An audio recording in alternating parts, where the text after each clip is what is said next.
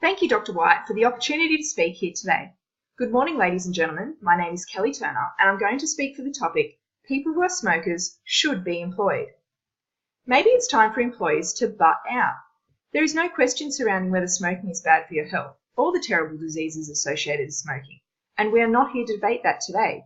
However, banning smoking in the office is one thing, but refusing to employ smokers may damage their health, exacerbate social inequalities, and categorically refusing to employ smokers is completely unethical. Let's take a moment to have a look at the affirmative team's opening statement that smoking is a terrible habit. By definition, habit is a routine behaviour that is regularly repeated and tends to occur unconsciously. So in a sense, they acknowledge that smoking is addictive and therefore not completely voluntary. So why are we not also looking at banning obese and diabetic people from being employed? Why? Because it's discrimination and unethical.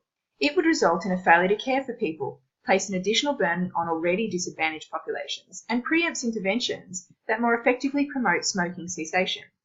Smokers might be forced to quit their jobs rather than their habit, and by preventing smokers from finding work, the policy may also exacerbate social segregation, as smoking is more common among some ethnic minorities and low-income groups. Secondly, they argue that if we reduce smoking rates by all acceptable and effective methods, including banning smokers in the workplace, then it is reasonable to assume this will lead to greater population-wide health benefits and financial benefits to businesses. However, current legislative bans have not reduced population-level active smoking, so it seems their argument is excessively hopeful to presume employee bans will do so. We, the negative team, believe that it is time to put a stop to unethical and discriminatory behaviours preventing smokers from being employed. Smokers have just as much right to employment as the non-smoking population. We strongly oppose the affirmative team's statement and believe that people who are smokers should continue to be employed. Our team will successfully argue that smokers should not be denied employment on the basis that it is unethical and in most places illegal, and if the decision were based on health-related costs, couldn't a case be made for banning people with obesity-related problems such as high cholesterol or diabetes? Our second speaker, Alexandra, will illustrate the economic impact it could have on people of lower socio-economic status. Banning employers from hiring smokers preempts interventions that more effectively promote smoking cessation, and discuss the credibility of research that confirms smokers have more absenteeism. Our third speaker, Deborah, will argue smoking is legal, so why are smokers being treated as criminals? And that Australian culture has high individualism and low collectivism, suggesting that lifestyle choices should not affect employment. Our fourth and final speaker, Matthew, will provide compelling information on the extensive amount of research that has been conducted to support our arguments.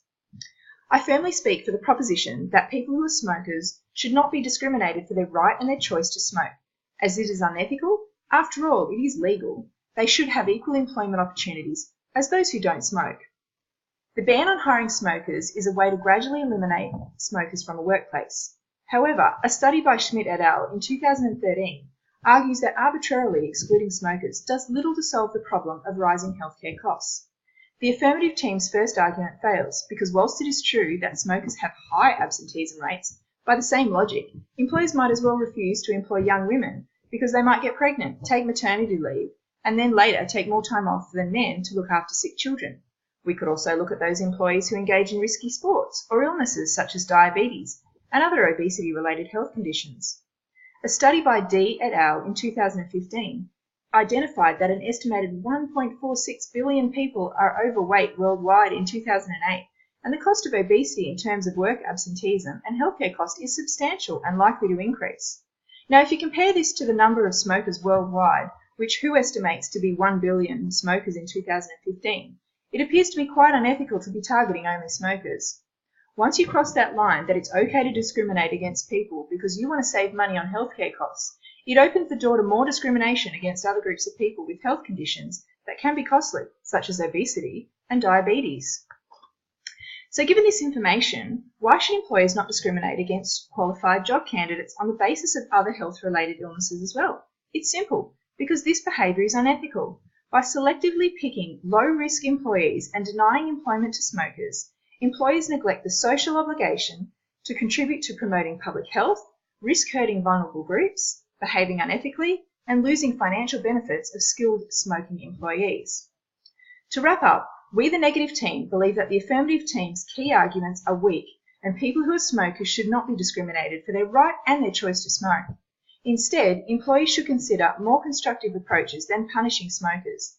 In hiring decisions, they should focus on whether the candidates meet the job requirements, not their smoking status. Then they should provide genuine support to employees who wish to quit smoking if required. Thank you very much.